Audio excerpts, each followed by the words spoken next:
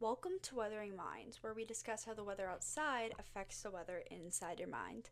I'm your host, Daisy Whittington, and for today's episodes, we're going to be talking about the resilience in the face of natural disasters throughout different communities. So, we're going to be going through two different stories today of communities that have come together to support each other after experiencing severe weather events. So, let's get into it. So I decided to do two stories today. I'm going to do two parts of this through two different podcast episodes. Today I'm going to do a hurricane and a wildfire, and I'm thinking next time I'm going to do a tornado and some other type of weather phenomenon. So we can have kind of that science aspect be different every time.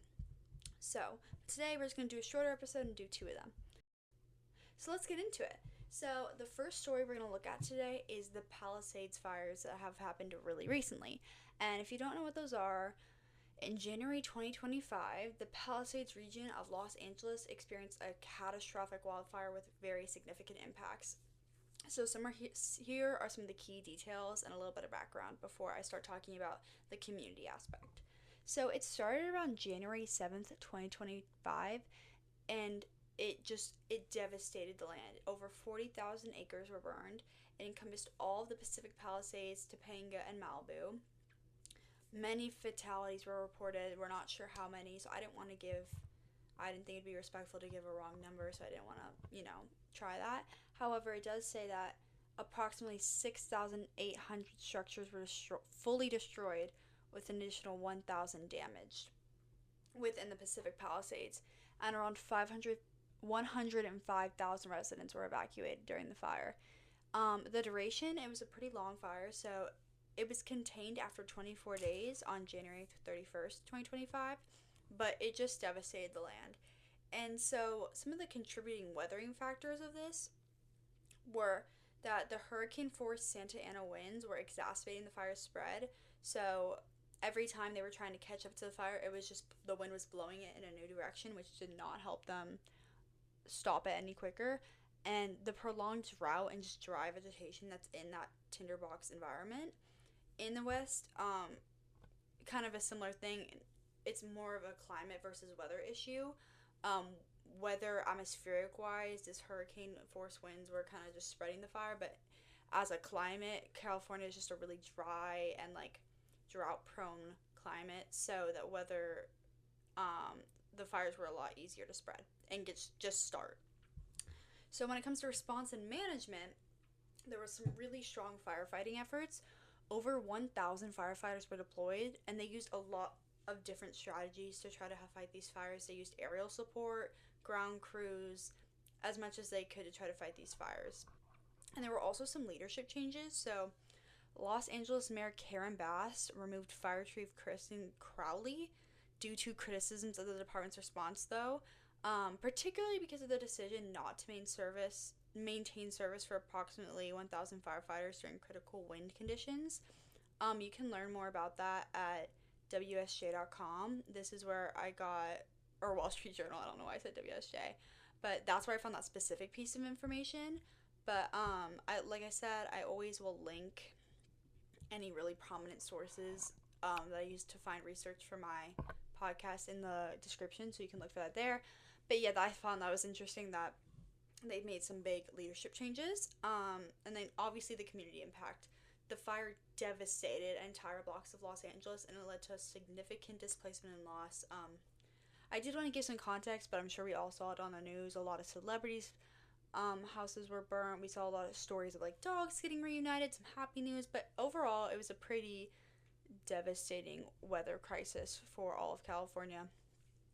So, on a brighter note, let's get into the story of resilience. So, MasterCard, the credit card company, had revived for the Palisade fires their disaster relief corps in partnership with the American Red Cross. And if you don't know what that is, they had had past deployments in a lot of different severe weather events, including Hurricane Ian in 2022, the Kentucky tornadoes in 2021, and of course Hurricane Helene in 2023. And the way it works is two teams were sent of MasterCard volunteers. They were sent out to aid relief efforts, and this is in a lot of different ways, but mainly they would just assist in shelter operations, aid distribution, and mental health support. Um, yeah, so this was all organized by MasterCard in collaboration with American Red Cross. I will link, like I said, some of the things I found for research on this, but it seems like American Red Cross more focused on the medical side, whereas MasterCard was more on the shelter, mental health side of things. And there's a lot of notable experiences from this organization. A couple that I found that were really inspiring is, not inspiring, but like almost, just notable, were, I don't want to say this next one's inspiring because it's actually quite sad, was a grieving husband. The MasterCard volunteers helped him search for his late wife's urn among the Palisade ashes, which is quite sad. They provided PPE kits to residents returning to their destroyed homes for the first time, which are like masks, gloves, things to keep your lungs safe during those type of visits. And then they also assisted in relocation efforts to the Pasadena Civic Auditorium shelter, which was a really big shelter they had during this time, and they were huge in relocating a lot of people during that. And I actually went on MasterCard's website to see if they had any emotional or like just notable moments that they had witnessed, and there was like two that really stood out to me. One was a volunteer getting to reconnect with a couple from her super small hometown. Both had moved out to Angeles, and she got to bring them comfort and bring them peace during this horrible time of their lives, which I thought was really sweet. And Neil Young actually played Heart of Gold for some shelter residents to lift spirits during that hard time. So I think that's really interesting. And lasting impact. Volunteers were really deeply moved by the resilience of survivors. If you look at a lot of the accounts of the stories of the volunteers for MasterCard, it seems like they got a lot out of it. They got just as much mentally as other people did, which is really great.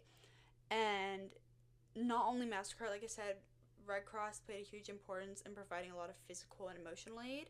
And MasterCard employees say they feel bonded for life through this experience, and it's just a once in a lifetime thing to not only have to experience these fires, but to truly say you made a difference in these fires. And I think that's really inspiring that they got to help their community in that way. So that's a little thing on the Palisade fires. The second story we're going to do for today, like I said, we're going to split it into two parts. So we're only going to do two today, is Hurricane Sandy, which was in 2012. I wanted to do one that was a little farther back since the Palisade fires were literally less than 3 months ago. So a little bit of background on Hurricane Sandy. This was actually not before my time, but I'm only 16, so I don't really know about this one as much. So it was interesting to look up about it and research it a bit. So the origin. So Hurricane Sandy developed from a tropical wave in the Western Caribbean Sea on October 22nd, 2012. And first, it had a really big Caribbean impact. So it intensified from a Category 1 to a Category 2 when it hit Jamaica. After hitting Jamaica and really wrecking Jamaica a bit, it hit Cuba, and that's when it was established as a Category 3 hurricane before moving through the Bahamas and just devastating the Bahamas. And so on October 29th, so 7 days later, 2012, it made landfall near Atlantic City, New Jersey, as a post-tropical cyclone with hurricane force wind. So not technically a hurricane at that point, but still, same effects. So impact. The fatalities, there was at least 233 people killed across the 8 countries, including the US, Canada, and the Caribbean. Damages. So economically, the estimated damages were over $70 billion, and it made it one of the most costly hurricanes in U.S. history. Of course, we've had some recent ones that have been, I'm sure, a lot more than that, but still. And the New York Stock Exchange actually closed for 2 days, and it was its first weather-related closure since 1888, which I found really interesting. That was like the first time. I think that's kind of crazy. And then flooding. So New York City experienced some record storm surges. They had over 14 feet of flooding at Battery Park, which is insane. Subways, tunnels, streets were flooded, and they shut down all types of public transportation. And these coastal communities in New Jersey and Long Island were suffering really severe damage from this hurricane and cyclone. So the story of resilience for this one is the company or whatever movement Occupy Sandy. So I was looking and researching for all these different places. I was just looking up stories of resilience of weather events, and this one was coming up everywhere I went, and I had never heard of it. So what it was a grassroots relief effort that was formed in response to Hurricane Sandy in 2012, and it emerged from the Occupy Wall Street movement, and it leveraged those existing activist networks to create this for Hurricane Sandy. And the like kind of ideals of Hurricane Sandy was that it focused on mutual aid, direct action, and community-led recovery. And community-led recovery is a really big part of this, which I'll talk about a bit more later. So, what did volunteers do? They provided hot meals, medical aid, and essential supplies. So, really just the essentials. They decentralized hubs in affected areas like Coney Island, Rockaway, Staten Island. And they also trained volunteers to become community organizers, not just relief workers. And this is a really big part of their movement that I find interesting. They they didn't want to treat everyone like victims. They wanted to treat people like humans, is what they said on their website, which I found really interesting. So they thought, we don't want this to have a short-term impact where we're just immediately relieving the problem and letting them go. They want to be real community activists and take action. So I thought that was really interesting that they would train their volunteers specifically to become these community leaders and community organizers. So, interestingly, I looked up what some of the government responses were during this time, as I did with the Palisades fires, and FEMA and Red Cross actually really struggled with bureaucracy and delays, whereas Occupy Sandy responded faster and filled gaps in with official relief efforts. And a lot of this, they say, is due to their emphasis on solidarity, not charity, and supporting communities and organizing and supporting themselves, which I just find so interesting. I've never seen another grassroots effort have this kind of ideal to it, and I think that's really, really interesting.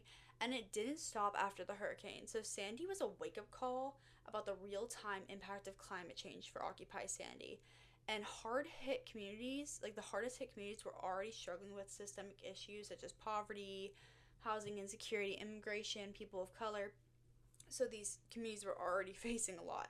So Sandy, framed disaster relief within the larger fight for climate justice and economic equality. They donated to a lot of climate organizations, they raised money for them, and they were overall just kind of pushing that agenda of climate change and how it really does connect to everything. They are having a couple of challenges in terms of like their long-term goals. There has been a decline in volunteer engagement starting, they said, at around 2014, because once the immediate crisis subsided, people started to feel less, I don't know what the right is, like less, they didn't feel the need to volunteer as much since the immediate crisis had subsided. And Occupy Sandy's whole thing is that it's not just a short-term crisis, it's a long-term thing.